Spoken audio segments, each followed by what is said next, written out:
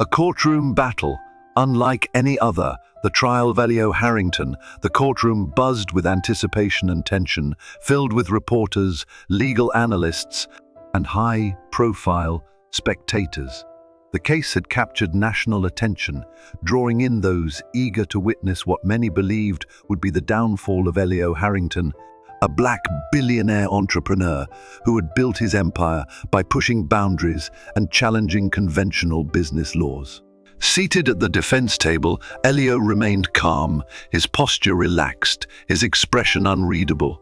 Across the room, the prosecution's team, led by an ambitious and overconfident attorney, exchanged knowing glances, convinced that today would be the day they finally brought him down. The judge, a man with a reputation for humbling even the most powerful defendants, watched Elio with a smirk of amusement, as if he already knew how this trial would end. They all thought they had the upper hand, but Elio Harrington wasn't an ordinary businessman. And this wasn't going to be an ordinary trial. The prosecution's overconfidence from the moment the trial began, the prosecution made its stance painfully clear. This case was about exposing Elio as a man who believed he was above the law. The lead prosecutor stood before the jury, exuding confidence, as he walked them through a mountain of so-called evidence, financial records, emails, and regulatory documents, all designed to make it seem as though Elio had spent years bypassing laws, exploiting loopholes, and manipulating the system for his own gain. He has made a fortune, the prosecutor declared, his voice laced with theatrical outrage, not by following the rules, but by finding ways to twist them to his advantage. And today, ladies and gentlemen, we prove that no man is above the law. The jury listened intently. The reporters scribbled notes, and through it all, Elio remained silent. Elio's silence, a strategy, not surrender. The prosecution had expected resistance, outbursts, or at the very least, signs of distress from Elio. Instead, he did something far more powerful. He let them talk. He sat perfectly still, listening as they laid out their arguments, their theories, their accusations. And slowly, the energy in the courtroom began to shift. Elio wasn't the one who looked uncomfortable. The prosecution was.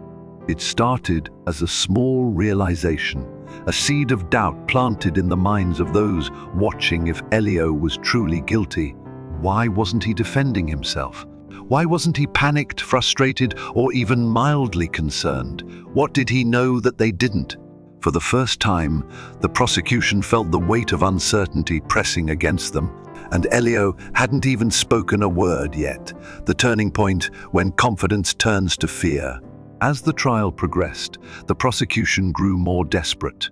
They expected their case to be airtight, but with each passing hour, they began to realize something disturbing. Their arguments weren't as strong as they thought. Yes, Elio had taken advantage of legal loopholes, but loopholes were not illegal. Yes, he had navigated around outdated regulations, but navigating laws isn't the same as breaking them.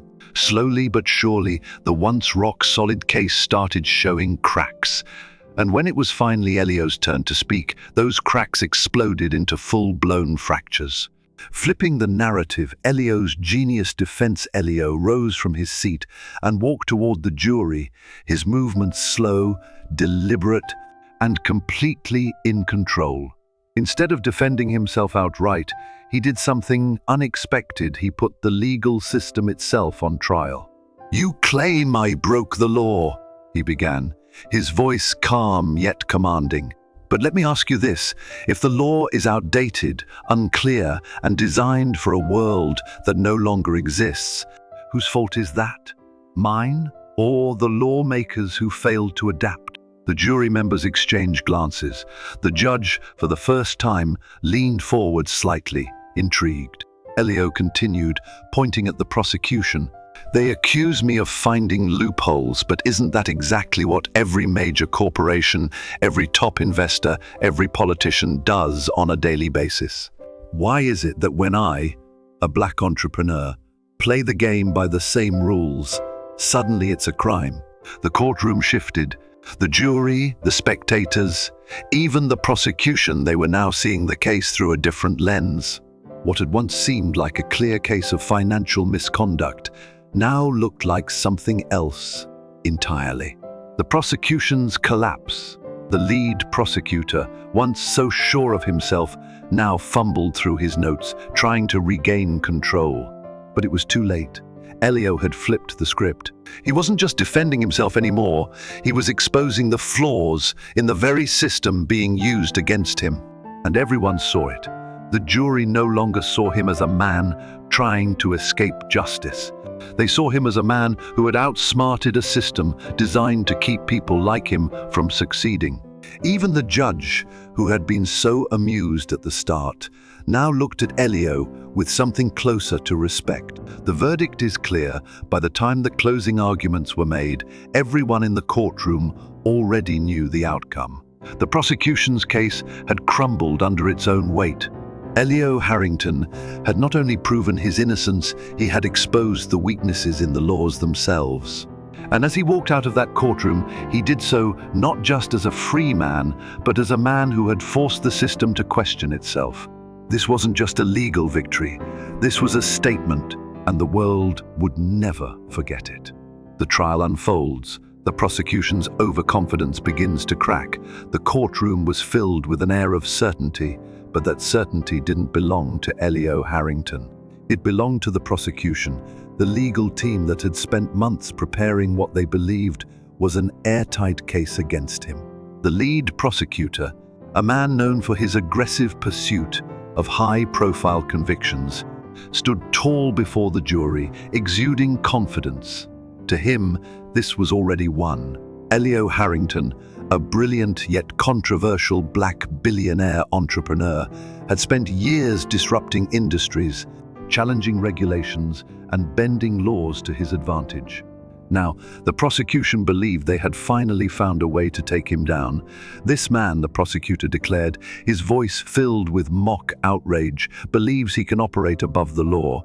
He has exploited legal loopholes, manipulated regulations, and built an empire by twisting the rules to fit his own agenda. But today, ladies and gentlemen, we put an end to it. The jury listened intently. The spectators nodded along. The judge, amused, leaned back in his chair, watching Elio with a knowing smirk, as if he had already decided how this would end. And through it all, Elio remained silent. A strategy no one expected. The prosecution expected pushback, denials, frustration, anything to signal weakness. Instead, Elio sat quietly, hands folded, watching. The energy in the room shifted slightly. Something was off. Why wasn't he defending himself? Why wasn't he fighting back? The prosecutor continued presenting evidence, financial records, emails, regulatory reports, each meant to build a case that Elio had knowingly engaged in unethical business practices. But the more he spoke, the more the pressure in the room began to turn back on him. Elio wasn't the one scrambling, the prosecutor was. And that was when people began to realize the first major crack in the prosecution's case. Outdated laws, weak arguments. Yes, Elio had taken advantage of loopholes, but loopholes aren't illegal. Yes, he had operated in ways that weren't conventional, but unconventional doesn't mean unlawful. Slowly but surely, the jury began to see the real issue. This case wasn't about justice. It was about punishing a man for being too smart for the system. And suddenly, the prosecutor's confidence began to fade. The turning point, when Elio finally speaks, after hours of one-sided arguments, it was finally Elio's turn to speak. He stood up, walked to the stand, and faced the jury. Then, in a voice steady, clear, and utterly unshaken, he asked a single question: would you charge a pilot for violating aviation laws that were written before planes were invented? The courtroom fell silent. The judge, who had been watching with amusement all day, suddenly leaned forward. The jury exchanged glances. Even the prosecutor hesitated, his carefully planned argument starting to unravel. Elio continued, pacing slowly. The laws they're using to prosecute me, they were written for a different era, a different economy, and a different kind of business. The system has refused to evolve, but I have. And now, because I understand it better than those who enforce it, they call it a crime. His words sank into the room like a heavy weight, because suddenly, the jury wasn't just questioning Elio's actions, they were questioning the legitimacy of the entire case. The prosecution begins to crumble. The prosecutor, once so self-assured, tried to regain control. "Mr. Harrington," he said, "you're suggesting that just because laws are outdated, they don't apply to you." Elio turned, met his gaze, and smiled. "I'm suggesting that instead of updating the laws to keep up with the times, you'd rather punish those who understand them better than you do." The jury's perception of Elio had completely shifted. He wasn't a criminal. He wasn't a reckless businessman. He was a visionary who had mastered a game that the legal system had refused to modernize. And instead of admitting their failure, they were trying to convict him for playing the game better than they could. A trial no one saw coming. By the time closing arguments arrived, the prosecution was in full damage control mode. The once airtight case was full of holes, their best arguments now meaningless. And Elio? He had flipped the entire courtroom against them all without raising his voice, without panicking, without breaking a sweat. Because while they had tried to trap him using outdated laws, he had turned the tables and put the entire system on trial instead. The verdict was clear by the time the judge called for a recess. Everyone knew how this trial would end. The prosecution had lost before they even realized it. And as Elio walked back to his seat, calm and composed, the world had already learned an important lesson. True power isn't about money or influence. It's about knowledge. And no one understood the system better than Elio Harrington. Elio Harrington flips the script. The prosecution falls apart. The courtroom was supposed to be a stage for Elio Harrington's downfall. From the moment the trial began, the prosecution had walked in with absolute confidence, believing they had finally built the perfect case against the black billionaire entrepreneur. The jury had been carefully selected to lean in their favor. The judge, known for his disdain for powerful businessmen, had been smirking since the trial began, almost as if he already knew how this would end. And the prosecutor? He had spent weeks preparing his case, rehearsing his arguments, and crafting a narrative so tight, so damning, that there should have been no way out for Elio. But there was one major problem with their plan. They had underestimated Elio Harrington, and they were about to watch everything unravel before their eyes. The prosecution's collapse begins. For the first half of the trial, the prosecutor had been relentless. He had paraded financial documents before the jury, showing them spreadsheets, emails, and contracts, making it seem as if Elio had built his empire by exploiting legal loopholes that no one else had seen. He had framed Elio as a man who thought he was above the law, who had found ways to twist regulations to suit his needs. And at first, the jury had listened attentively. The judge had nodded along, clearly entertained, but the one person who had not reacted at all was Elio Harrington himself. He had sat there, calm, patient, studying every move the prosecution made. And then, when it was finally his turn to speak, everything changed. Elio turns the case on its head. Elio didn't rise with anger or frustration. He didn't shout or deny the accusations. Instead, he took a deep breath, walked to the witness stand, and spoke with complete confidence. "I have one question for you," he said, looking directly at the prosecutor. "Would you charge an airline pilot for violating aviation rules that were written before airplanes were invented?" The prosecutor blinked. The courtroom fell completely silent. Even the judge, who had been so smug before, shifted in his chair. Elio continued, his voice steady. "The laws you're using against me were written decades ago, long before the industries I work in even existed. Instead of evolving, you're twisting them, trying to use outdated policies to justify your case against me. But tell me, does that sound like justice?"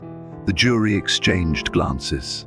The prosecutor, once so sure of himself, suddenly looked uncertain. The prosecution tries to recover and fails, realizing that Elio had just exposed a major flaw in the case. The prosecutor scrambled to regain control. He cleared his throat, straightened his tie, and forced a smirk. "Mr. Harrington," he said, "are you suggesting that just because laws are old, they no longer apply to you?" Elio smiled, but not in amusement. It was the smile of a man who had already won. "I'm suggesting that instead of adapting the law to keep up with the real world, you're trying to punish those of us who understand it better than you do." The jury leaned in, hanging onto his every word. The judge, for the first time, looked uncertain. And the prosecutor? He had nothing left to say.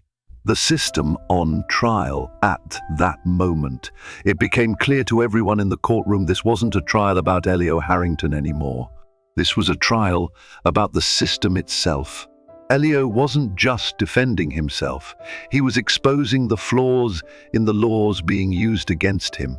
He was forcing the jury to ask themselves why a system designed to ensure fairness was being used to stifle innovation and punish those who refused to play by outdated rules. The prosecutor had believed he was in control, but now he was the one being questioned. The jury sees the truth. By the time the closing arguments came, the energy in the room had completely shifted. The prosecution, which had started with so much confidence, was now desperately trying to hold onto a case that had already collapsed. Elio had proven something far more important than his innocence. He had proven that the law wasn't infallible, that the system wasn't always right, that sometimes those who challenge outdated rules aren't criminals, they're pioneers. The verdict is clear. By the time the judge called for a recess, there was only one possible outcome.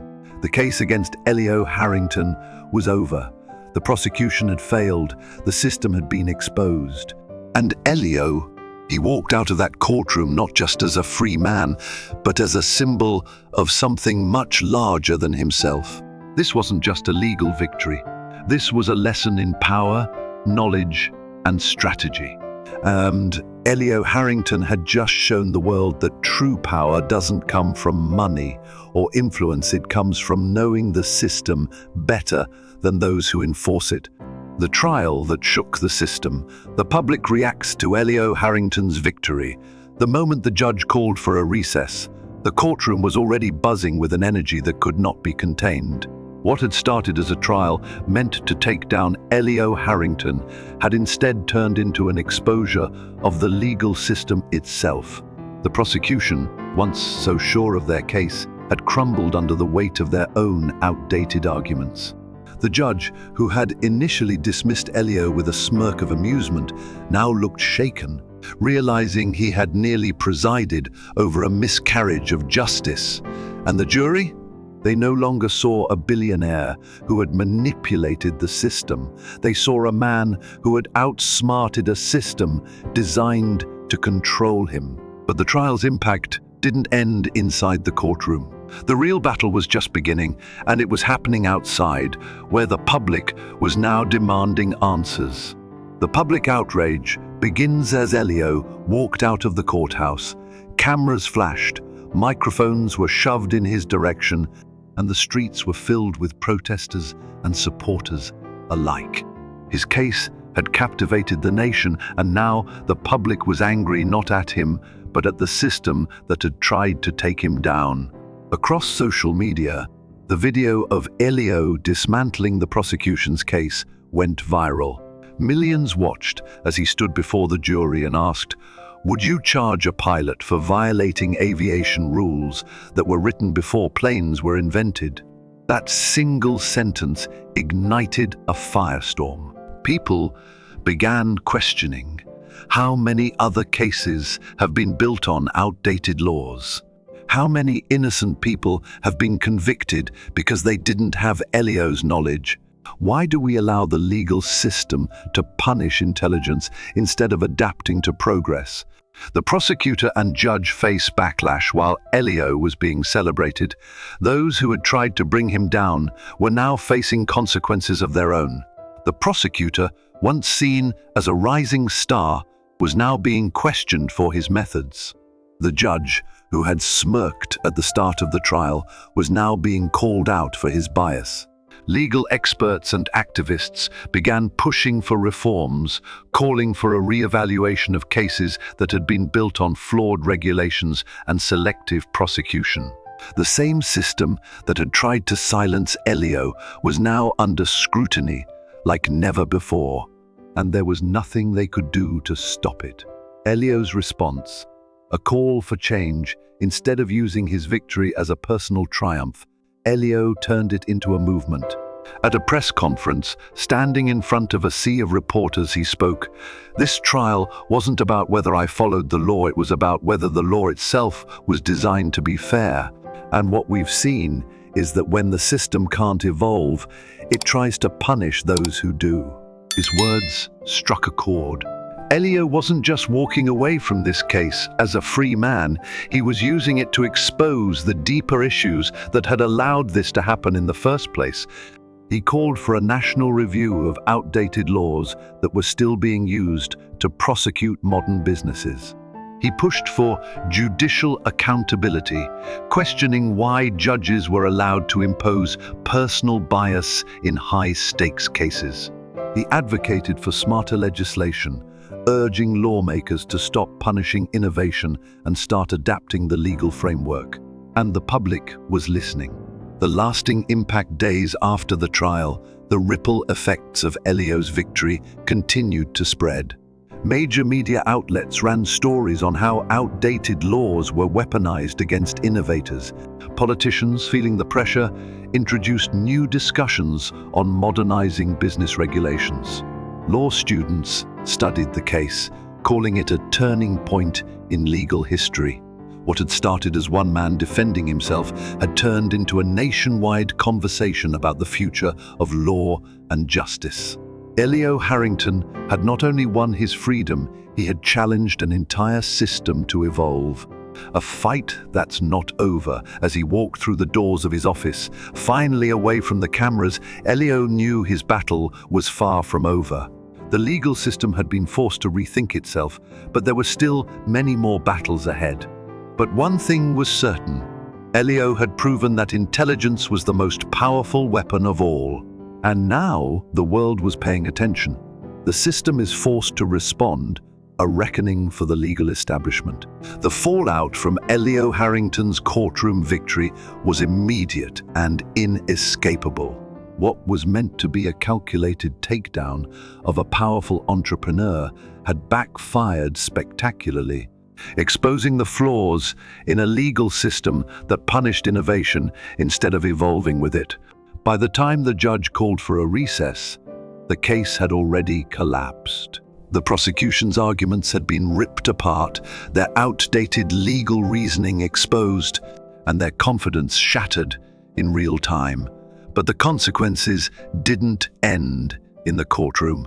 Now, the entire legal establishment was on the defensive, scrambling to explain how a high-profile trial had become a symbol of systemic failure. The public demands accountability. As Elio walked out of the courthouse, the reaction was swift and overwhelming. The press, which had originally expected to cover his downfall, now found themselves reporting on one of the biggest legal embarrassments in recent history. That one line set the internet on fire, sparking discussions about how often outdated laws were used to control those who challenged the system. The public wasn't just cheering for Elio, they were demanding answers. How many other cases had been built on weak, outdated laws? How often had the legal system punished those who were simply ahead of their time? Why were prosecutors allowed to pursue cases that had no legal foundation? The pressure was mounting, and those responsible for the trial were quickly realizing they were on the losing side of history. The prosecution faces backlash. No one felt the fallout more than the lead prosecutor. Once seen as a star in the legal world, he had now become a national embarrassment, his credibility torn apart on live television. Legal experts openly criticized his handling of the case, questioning why he had pursued charges that were based on obsolete laws. Other attorneys began reviewing his past convictions, wondering how many other cases had been built on similarly weak foundations. The district attorney's office, under immense public pressure, distanced itself from him, launching an internal review of the prosecution's methods. He had walked into court expecting a historic win. Now, his entire career was at risk. The judge is forced to answer for his bias. Meanwhile, the judge who had smirked through the trial, believing he was watching Elio be humbled, was now facing scrutiny of his own. Legal watchdog groups filed ethics complaints against him, arguing that his bias had been clear from the beginning. Advocates for judicial reform called for investigations into his past rulings, questioning whether he had shown similar bias in other cases. Public petitions gained traction, demanding his removal, with thousands signing to prevent him from presiding over another high-profile case. He had thought this trial would be just another routine proceeding. Instead, it had become the moment that exposed his judicial shortcomings to the world. Elio Harrington becomes the face of a movement. While his opponents scrambled to contain the damage, Elio remained composed, strategic, and focused on what came next. He didn't just use his victory as a personal win, he turned it into a platform for change. At a public event following the trial, he stood before thousands of supporters, journalists, and legal reform advocates, delivering a speech that further solidified his place in history. "This wasn't just about me," he said. "This was about a system that refuses to adapt. A system that punishes intelligence instead of learning from it. And today we showed that when you challenge it not with anger, but with knowledge, you can expose just how fragile it really is." The crowd erupted in applause, and within hours, his words had spread across the world. The system begins to change. Elio's case forced real conversations about legal reform. Lawmakers were pressured to review outdated regulations, ensuring they couldn't be used as weapons against innovators. Business leaders rallied behind Elio, pushing for a re-evaluation of laws that were limiting technological progress. Young entrepreneurs looked to him as proof that knowledge, not just wealth, was the ultimate power in any system. The legal system had spent years trying to control people like Elio Harrington. Now, thanks to one trial, one moment of strategic brilliance, it was the system that was being controlled for the first time. A legacy that will outlast the headlines. As Elio returned to his work, he knew this was bigger than just one case. He had set a precedent. He had proven that the law was not infallible, and he had forced those in power to rethink the way they wielded it. This was not just his victory, it was a lesson to the world. Because in the end, true power doesn't come from money or influence. It comes from understanding the rules better than those who enforce them. Elio Harrington, a symbol of resistance and the fight for reform. Elio Harrington's legal victory was more than just a personal triumph. It was a turning point in the conversation about justice, power, and systemic flaws. What began as an attempt to bring him down had instead exposed the legal system's resistance to change. His case had shown that laws, when outdated and misused, do not serve justice, they serve control. And now, the world was paying attention. A nation reacts to the verdict. In the days following the trial, Elio's name dominated the news cycle. Legal analysts debated the implications of his case, questioning how many others had been convicted under similarly flawed reasoning. Activists and business leaders rallied behind him, calling for urgent legal reforms to prevent outdated laws from being used against progress. Social media exploded with support, with millions reposting Elio's now famous courtroom remark, "Would you charge a pilot for violating aviation laws that were written before airplanes were invented?" It wasn't just a clever defense, it was a challenge to the system itself, and that challenge had sparked a movement. The backlash against those who tried to bring him down while Elio was being celebrated, those who had tried to convict him, were now facing serious consequences. The lead prosecutor, once seen as a rising star, had become a cautionary tale, his aggressive legal tactics now being reviewed for possible misconduct. The judge, who had smirked at the beginning of the trial, was now under scrutiny, with activists calling for his removal from the bench. The case's failure led to discussions on reforming prosecutorial discretion, ensuring cases like Elio's would never happen again. The same legal system that had tried to make an example out of Elio was now being forced to answer for its own failures, and this time there was no escaping accountability. Elio's next move, pushing for change, instead of stepping away from the spotlight, Elio stepped into it with purpose. He partnered with legal reform organizations, working to expose cases where outdated laws had led to wrongful convictions. He used his influence to fund research into modernizing business regulations, ensuring future entrepreneurs wouldn't face the same legal traps. He met with lawmakers to advocate for systemic reform, using his case as proof that the legal system needed to evolve. At a press conference, he addressed the nation, "This isn't just about me. This is about every person who has been targeted for being ahead of their time, every entrepreneur, innovator, and visionary who was punished not because they broke the law, but because the law refused to change." His words resonated deeply. For years, people had accepted that the legal system was slow to adapt. But now, Elio had forced them to confront the cost of that failure. And he wasn't stopping there. A fight far from over, Elio knew that real change doesn't happen overnight. But what his case had proven was that knowledge is the most powerful tool against oppression. He had turned a legal battle into a national conversation.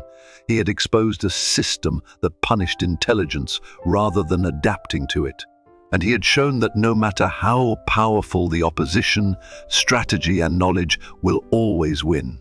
As he walked away from the courthouse, Elio Harrington wasn't just a free man. He was a symbol of a fight that was only just beginning. A legacy that will outlast the headlines. Elio Harrington had walked into the courtroom expecting a battle for his freedom, but he walked out as a symbol of something far greater. His case had started as an attempt to take down a black billionaire who had outsmarted the system, but by the time the trial ended, it had become a national reckoning. Elio didn't just win his case, he had exposed the legal system's refusal to evolve, proving that laws meant to serve justice were instead being used to maintain control. And now, the fight was bigger than him. The ripple effect of his victory, Elio's case, sparked immediate change. Lawmakers were forced to re-examine outdated regulations, acknowledging that modern industries couldn't be governed by laws written decades ago. Business leaders rallied behind him, using his case as proof that the legal system needed reform to keep up with innovation. Activists pushed for judicial oversight, ensuring that judges like the one in Elio's case couldn't impose personal biases in high-stakes rulings. But most importantly, his case inspired countless individuals who had been silenced, underestimated, or wrongfully prosecuted. For them, Elio had proven one thing: knowledge is power. And when wielded correctly, it is the greatest weapon against oppression. Elio's next chapter, building a future beyond the courtroom. Despite clearing his name, Elio knew his fight wasn't over.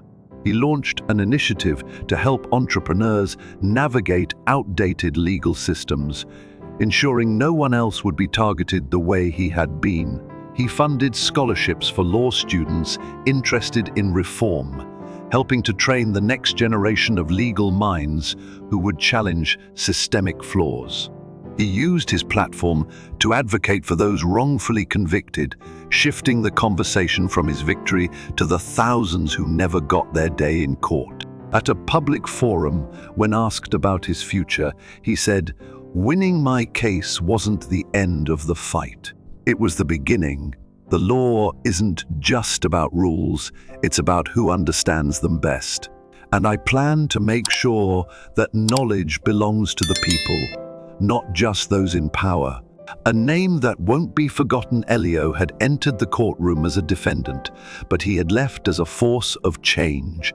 The prosecutors who had built their case against him were now being investigated themselves. The judge who had dismissed him at the start of the trial was facing backlash for judicial bias. The conversation around legal reform had been reignited, all because one man refused to be silenced. Elio Harrington's case had proven that true power doesn't come from money or influence, it comes from understanding the system better than those who enforce it. And with that knowledge, he had rewritten the rules forever. Wisdom, power, and the strength to stand tall. As we go through life, we come to understand something that youth often overlooks. True strength is not about physical power or wealth, but about knowledge, resilience, and the ability to stand firm when it matters most. Time teaches us the lessons that only experience can reveal, that the loudest person in the room is not always the smartest, that those in power do not always seek justice. That silence, when used correctly, can be more powerful than words. The power of knowledge and experience. The greatest advantage we gain as we age is perspective. We have seen the world change, watched leaders rise and fall, and observed how the same mistakes get repeated by those who refuse to learn from the past. But here's the lesson that matters most. When you understand how the system works, you can navigate it better than those who try to control it. Knowledge is the most powerful tool you can carry. Understanding the rules allows you to use them to your advantage. Patience, wisdom, and strategy can outmatch force and arrogance. Why speaking up matters even when the world ignores you. As we grow older, society often tells us that our time of making a difference has passed. They assume we don't understand modern technology, that our opinions don't matter, that we should step aside and let the younger generations take over. But here's the truth. Wisdom is timeless. Experience is invaluable. Your voice still matters. When you see injustice, ignorance, or corruption, staying silent only gives power to those who benefit from it. You are not too old to speak up, to challenge what is wrong, or to demand better from the world around you. The legacy you leave behind, one day, we will all leave this world, but what will remain is how we lived, the lessons we taught, and the courage we showed in standing up for what was right.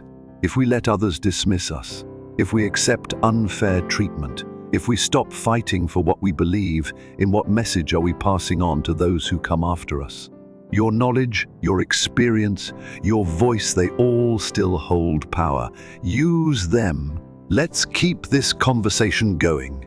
If this message resonates with you, let's continue the discussion. Like this video if you believe that wisdom and experience matter. Comment below, share a time when you had to stand your ground. Subscribe to the channel for more powerful stories and lessons.